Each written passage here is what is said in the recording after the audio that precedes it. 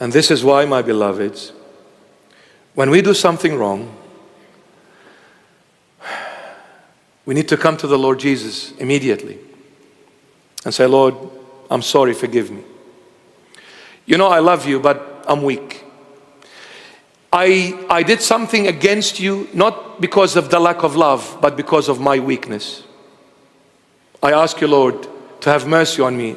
You know that I love you, but my weakness failed me. Have mercy on me, Lord Jesus. Forgive me, my Lord. Thank you. We fight over materialistic things. We argue over materialistic things. Matthew 19:28. So Jesus said to them, who is them? The 12 apostles. So Jesus said to them, assuredly or truly I say to you, that in the regeneration, when the Son of Man sits on the throne of his glory, you who have followed me will also sit on 12 thrones, judging the 12 tribes of Israel. And I saw thrones, and they sat on them, and judgment was committed to them. Who is them? The 12 disciples of the Lord Jesus. Judgment was given to them, for them to judge the people. But hang on a second, isn't God the judge? Isn't judgment meant to be for Jesus Christ? Yes, 100%. Then how come these 12 apostles are judging, not the Lord? Well, we need to understand.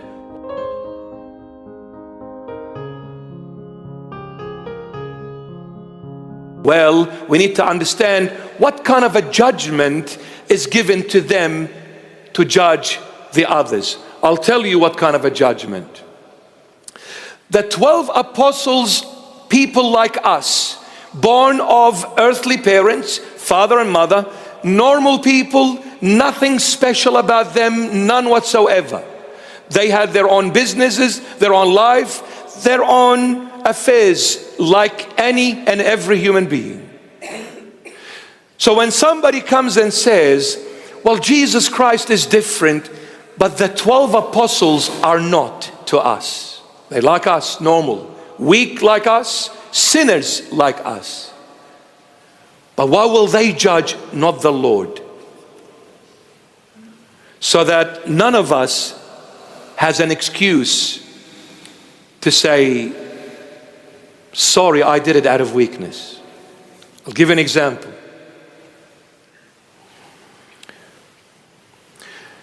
If one day on Judgment Day, Caiaphas, the high priest, who sentenced the Lord Jesus to death, crucifixion. If one day Caiaphas comes on judgment and stands before the Lord and says, you know what, Lord Jesus, please have mercy on me. I did it out of weakness. I did it out of ignorance. I did it out of whatever excuse Caiaphas would come up with. The Lord will turn to the 12 apostles and say to Caiaphas, you did it out of weakness? Well, let me tell you this.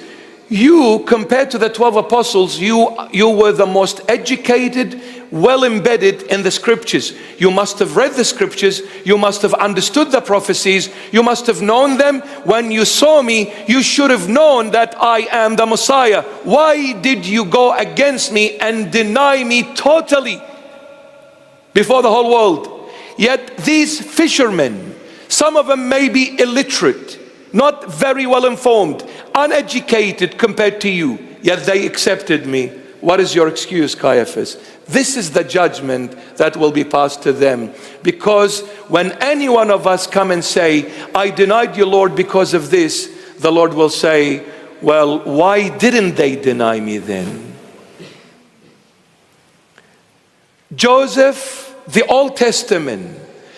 Now, Joseph, the son of Jacob, did you know that the 10 Commandments were not given yet? He was before the 10 Commandments. He was sold as a slave to some certain Ishmaelites merchants. They took him to Egypt, and in Egypt he worked as a slave. Then he was thrown in prison by the interior minister of our time and age. Why? Because the interior minister's wife, who happened for Joseph to work in his own house, He worked in the interior minister's house as a slave.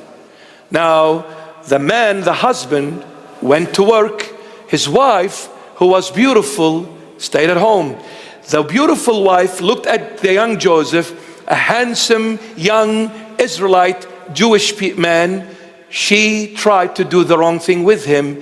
He absolutely rejected her. She flipped the story. When her husband came back, she said, "This slave of yours tried to attack me and hurt me." So he takes him and throws him in prison to die there. Yet there was no 10 commandments to say, do not commit adultery. He rejected her. Yet she chose him. What excuses do we have when he brings Joseph and say, don't answer to me? You may say, but Jesus, you are perfect man. God is all in you. You're different to me. You are born of a woman only. You don't have an earthly father. You were born without the original sin, but I was born in sin. Psalm 51 tells me that I was born in sin and in iniquities. You're different, Jesus. You were born pure, holy, perfect man. Well, you say Joseph wasn't. He was like you. How come he held himself and you didn't? This is the judgment. That's why they will judge of the Lord. So none of us have an excuse.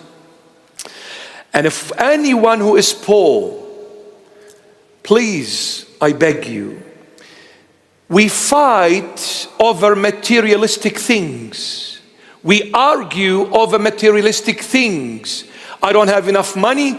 I don't have a nice car. I don't have a nice house. I don't have this luxury, that price, this tag, whatever it is. And we fight and argue and we cause dramas at home because of materialism. Jesus Christ, who is God revealed in the flesh, the creator of both worlds, heaven and earth, he is the owner of everything visible and invisible. His treasury house never fails and never fades away. The richest human being ever to exist. He didn't even have $1 in his pocket. Not even $1. When they asked him, shall we give taxes to Caesar or not? He said, show me a denarii, $1. You know why he asked, show me a denarii? Because he was that poor, he didn't even have $1 in his pocket. He was that poor, financially, materialistically, he was very poor. Yet he is God. But he never fought and never argued, and he was never unhappy for being poor. Never whinged, never complained to God, why me? But did he sleep one night left behind, hungry? No. When you have God, you have everything. My son, my daughter, don't ever fight over materialistic things. God is the provider when you have him in your heart, in your life. He always provides. He will never leave you. Gain the Lord, not money. Gain the Lord, not fame. Gain the Lord, not house, not cars, not gold and linen.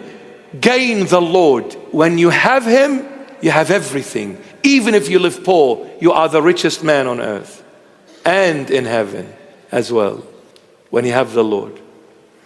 So judgment was committed to them. They were people like us, but they followed the Lord till the end.